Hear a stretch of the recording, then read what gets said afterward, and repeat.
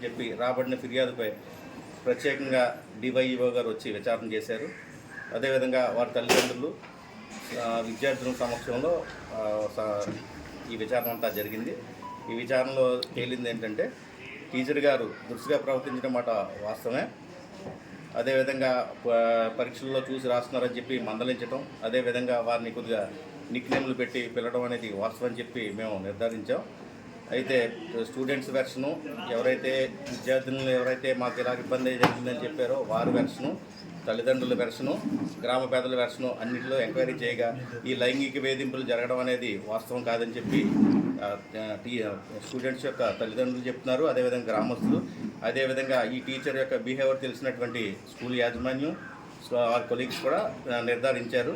DYO గారి సమక్షంలో ఈ విచారణ అంతా జరిగింది. దీని మీద డివైఓ గారు సమగ్రమైన నివేదిక సమర్పించబోతున్నారు.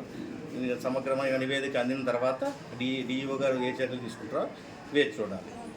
ఈ విధంగా దయచేసి ఎలాంటి రూమర్స్ స్ప్రెడ్ చేయకండి. ఆడపిల్లలతో ఫోక్స్ అది మైనర్ గర్ల్స్ వల్ల మనం తెలియకుండా ఎవరో చెప్పిన మాటలు విని మనం కొద్దిగా దురుసుగా మనం దుందుడుగా వ్యవహరించి మనం అటువంటి స్పీచ్లు కానీ అదేవిధంగా మెసేజ్లు స్ప్రెడ్ చేస్తే అది ఆ పిల్లలకి, అదేవిధంగా ఊరికి, ఈ స్కూల్కి కూడా రిప్యుటేషన్కి దెబ్బతింటుంది, అదేవిధంగా మాస్టర్కి కూడా.